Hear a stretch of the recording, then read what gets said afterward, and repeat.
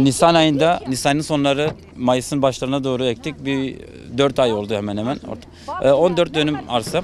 Kavun ektik. Bu ilk kavunumuz, ilk hasatımızı aldık bugün. Bundan önce gübresini, sulamasını, işte motorla kepçe girdik, hazır hale getirdik. İlk hasadımızı aldık, inşallah bundan devamını getiririz. Daha fazla da hasat alırız inşallah. Hasatta şöyle söyleyeyim, hepsi aile. Ablam, annem, amcamın eşi, dayım, öyle diyeyim. Ailece böyle bu işi yapıyoruz. Çok şükür şimdilik iyi görünüyor. Bazıları biraz birkaç tane çürüğümüz çıktı. O da olabilir. Valla 14 dönümde bizim beklentimiz yani toplam hani 6-7 ton çıkar diye tahmin ediyorum. Piyasaya göre baktığımız zaman 13-14'ten veriyoruz kilo olarak.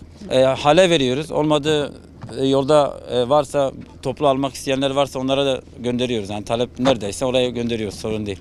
Ya bu sene maliyetler biraz yüksekti ekonomi enflasyondan dolayı. Gübre çok pahalıydı. Gübreyi alırken biraz zorlandık yani doğrusunu söylesek. Hani gübre biraz uygun olsaydı emin olun bu kavunu 5 liraya da verebilirdik. Gübrenin çuvalı olmuş 2-2,5 milyar para. Az önce 2-3 tane kestik. Deneme hani bir bakalım tadı ne diye. Her üçü de şeker gibi, bal gibi. İçi de pembe olandan kabak rengi olan kavundur bu. Hani bazı kavunlar var içi sarı olur ama bununkisi pembedir. Tabii hemen tüketilmesi lazım. Bir hafta 10 gün içinde tüketilmesi lazım. Çok beklemeye gelmiyor bu kavun. 3 günde bitiririz inşallah.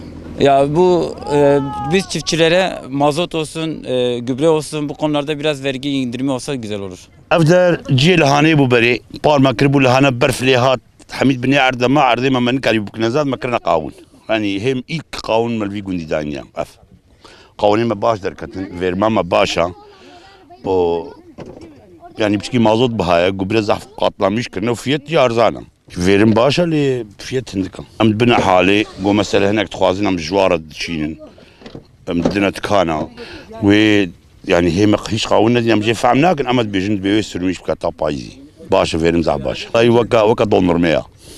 Havalek imhad مسرع ده فتيخ قارجو يا عين دونر ما انت عم زعف قشا